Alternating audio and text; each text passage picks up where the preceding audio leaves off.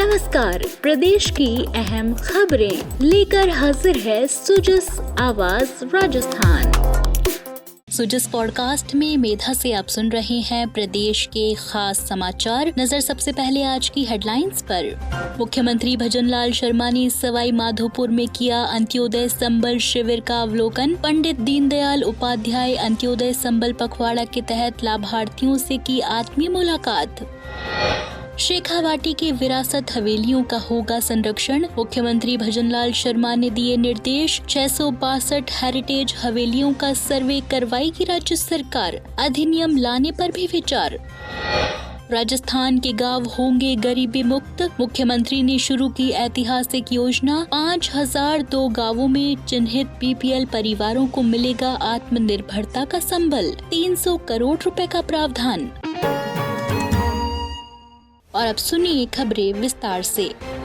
मुख्यमंत्री भजनलाल शर्मा ने सवाई माधोपुर के बालेर में पंडित दीनदयाल उपाध्याय अंत्योदय संबल पखवाड़ा के अंतर्गत आयोजित जन कल्याण शिविर का अवलोकन किया। इस दौरान उन्होंने विभिन्न विभागों द्वारा दी जा रही जन सेवाओं का जायजा लिया और लाभार्थियों से सीधा संवाद कर उनकी प्रतिक्रिया जानी। मुख्यमंत्री ने कहा कि सरकार का उद्देश्य अंतिम छोर पर खड़े व्यक्ति तक शासन की योजनाओं का लाभ पहुँचाना है। इस पखवाड़े के तहत आयोजन शिविरों में स्वास्थ्य, सामाजिक सुरक्षा, पेंशन, श्रमिक कल्याण, उज्ज्वला, आयुष्मान भारत आदि योजनाओं का लाभ एक ही स्थान पर प्रदान किया जा रहा है। शिविर स्थल पर मुख्यमंत्री ने वृद्धजनों, महिलाओं, श्रमिकों और युवाओं से संवाद कर उनकी समस्याएं सुनी और अधिकारियों को तुरंत समाधान के निर्देश दिए। उन्होंने कहा कि शिविर जन सेवा को समर्पित सरकार की प्रतिबद्धता का प्रमाण है। श्री शर्मा ने शिविर में उपस्थित अधिकारियों और कर्मचारियों से कहा कि प्रत्येक पात्र व्यक्ति तक लाभ पहुंचाना सुनिश्चित करें।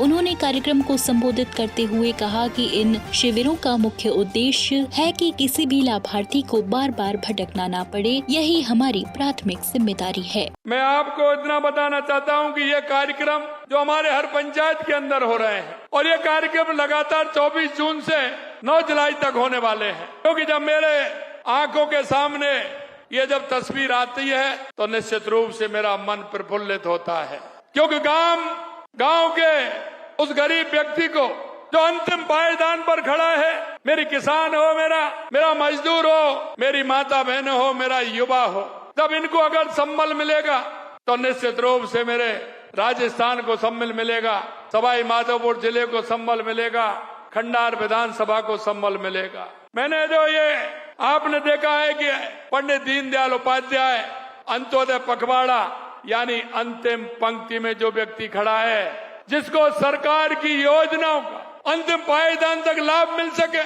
हमारी योजना उसकी सहायक बन सके, हम उनको गरीबी रेखा से ऊपर उठा सके। इसलिए मैं कहना चाहता हूं कि सवाई माधोपुर जिला आपने देखा है कि हमारा बहुत ही महत्वपूर्ण जिला है। आज मैंने खंडार के अंदर ये कार्यक्रम में मैं आया हूं। मैं कहना चाहता हूं कि ये सवाई माधोपुर हमारा सांस्कृतिक और पर्यावरण का एक अनमोल रत्न भी है। हम देखते हैं रणथंभौर उद्यान इसकी सबसे बड़ी पहचान है, जो बाघों के लिए दुनिया भर में प्रसिद्ध है।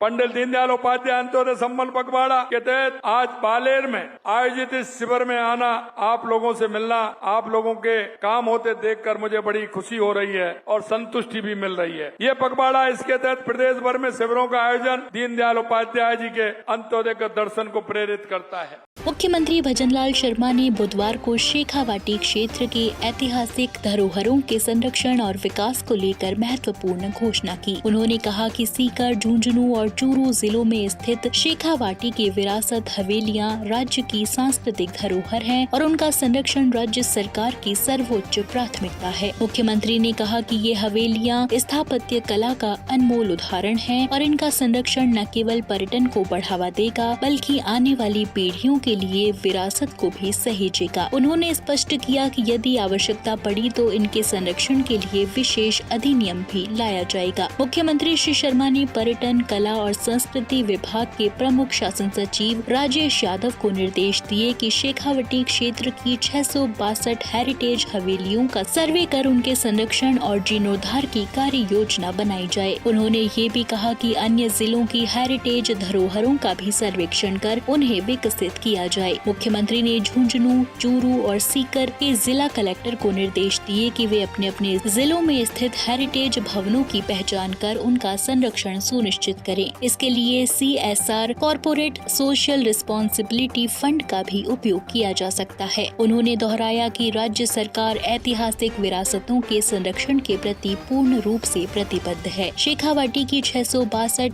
हेरिटेज हवेलियों का संरक्षण किया जाएगा। वहीं जरूरत पड़ने पर सरकार विशेष अधिनियम लाएगी।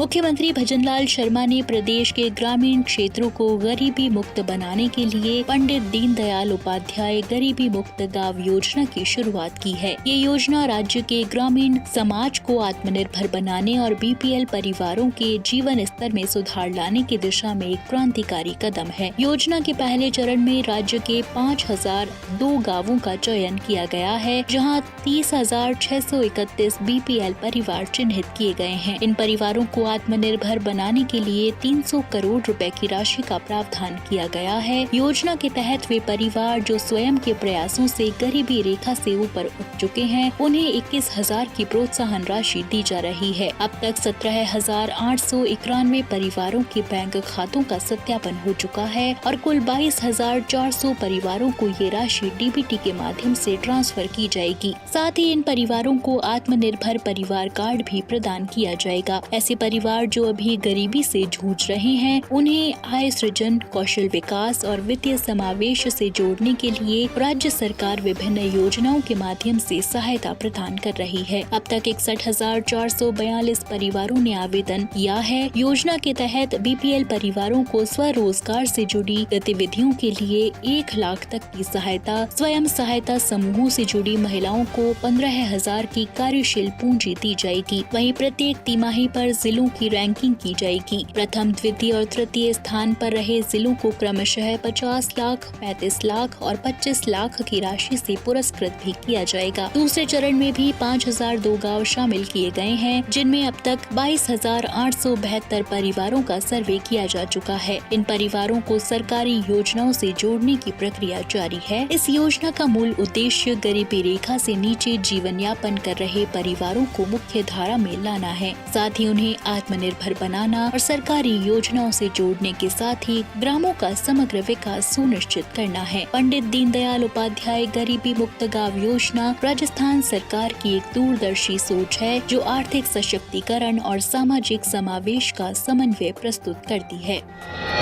राजस्थान सरकार वरिष्ठ नागरिकों की धार्मिक आस्था और यात्रा की अभिलाषा को साकार करने के लिए वरिष्ठ नागरिक तीर्थ यात्रा योजना का सफल संचालन कर रही है। मुख्यमंत्री भजनलाल शर्मा ने इस योजना की जानकारी देते हुए सोशल मीडिया पर कहा कि राज्य सरकार की यह पहल श्रद्धालुओं को वातानुकूलित ट्रेन या हवाई मार्ग से यात्रा कराने का अवसर प्रदान कर रही है। इस योजना के तहत यात्रियों को यात्रा के साथ साथ भोजन, ठहरने की व्यवस्था और अन्य आवश्यक सुविधाएं भी पूर्णतया निःशुल्क उपलब्ध कराई जा रही हैं। सरकार की मांग है कि जिन वरिष्ठ जनों के मन में पावन तीर्थ स्थलों के दर्शन की वर्षों पुरानी अभिलाषा है, उन्हें यह योजना साकार करने में सहयोगी बने। मुख्यमंत्री ने ट्वीट करते हुए कहा कि वरिष्ठ जनों के मन में पावन धामों के दर्शन की अभिलाषा से प्रेरित होकर हमारी सरकार द्वारा वरिष्ठ नागरिक तीर्थ यात्रा योजना चलाई जा रही है। राज्य सरकार की यह योजना न केवल सामाजिक दायित्व को निभाने का उदाहरण है, बल्कि आध्यात्मिक दृष्टिकोण से भी एक महत्वपूर्ण कदम है। इससे बुजुर्गों को मानसिक शांति और संतोष की अनुभूति होती है। वरिष्ठ नागरिक तीर्थ यात्रा योजना में आवेदन के लिए सामान्यतया 60 वर्ष से अधिक आयु के नागरिक